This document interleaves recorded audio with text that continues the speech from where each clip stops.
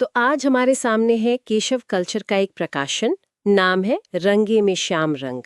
इसमें ना कृष्ण भक्ति से जुड़ी कई दिलचस्प चीजें हैं, जैसे संपादकीय है, भूमिकाएं हैं और जाहिर है कविताएं भी हैं।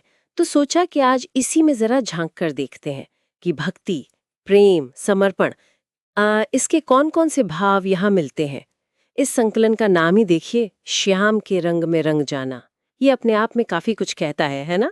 और इसके पीछे जो संस्था है केशव कल्चर, उसकी सोच भी जैसा कि स्रोत बताते हैं वसुधैव कुटुंबकम पर आधारित है। जी हाँ, और वसुधैव कुटुंबकम का मतलब तो हम जानते ही हैं, पूरी दुनिया एक परिवार। जो संस्था की संस्थापक हैं दीप्ति शुक्ला जी, उन्होंने संपादकीय और अपनी बात में ये बताया भी है कि उनका मकसद है साहित्य, संगीत, कला और भक्ति भाव। इनके माध्यम से लोगों को जोड़ना, एक तरह से समाज को मजबूत करना। और इसकी शुरुआत उन्होंने 15 जनवरी 2022 को की थी। तब से कई कार्यक्रम हुए हैं। अच्छा, फाग महोत्सव है, कवि सम्मेलन, संगीत संध्या और तो और निशुल्क तकनीकी कार्यशालाएं, संगीत शिक्षा, काफी कुछ। हाँ, मैंने भी पढ़ा। और इसी सब में एक बड़ा ऑनलाइन सांस्कृतिक कार्यक्रम भी हुआ था ना। शायद वही इस संकलन की प्रेरणा बना। बिल्कुल बिल्कुल, वो एक 26 दिवसीय ऑनलाइन कार्यक्रम था और उसका जो आखिरी दिन था वो तो 24 घंटे लगातार चला। उसमें करीब 72 कलाकारों ने हिस्सा लिया था। अरे वाह, 24 घंटे! हाँ, तो उसी कार्यक्रम में जो भाव उभरे, जो रचनाएं सामने आई, उन्हीं को एक जगह सहेजने की कोशिश है ये संकलन।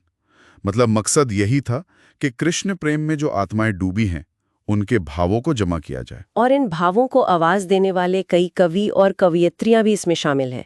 मैंने कुछ नाम देखे, जैसे सरिता गर्ग सर की रचना है मैं रंगी हुई जिसके रंग में, फिर आशा जैन जी की मुहन पढ़ते मन की बातें, बलराम यादव जी की श्याम रंग सा रंग न दूजा, सीताराम साहू निर्मल जी की रंगी श्याम रंग में चुनरिया।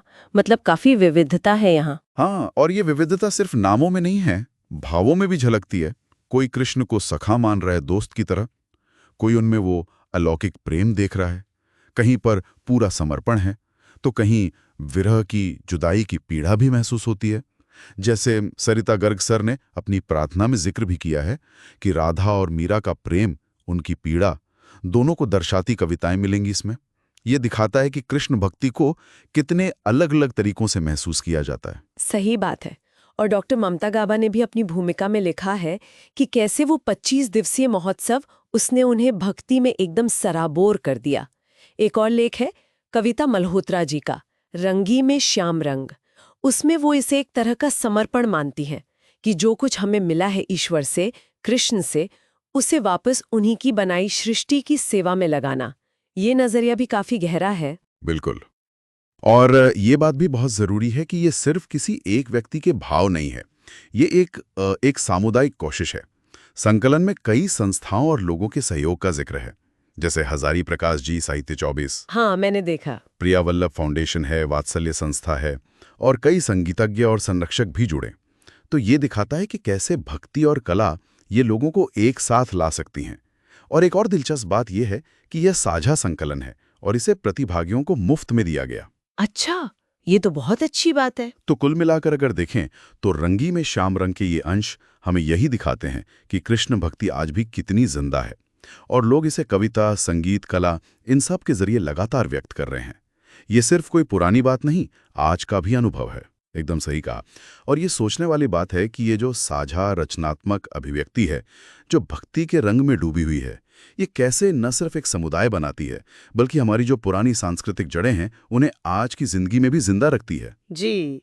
ये एक माध्यम है जिससे गहरे आध्यात्मिक और भावनात्मक अनुभव कला का रूप लेकर दूसरों तक पहुंचते हैं।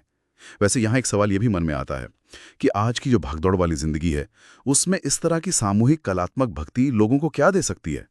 शायद एक ठहराव या कोई दिशा। ये सोचने वाली बात है।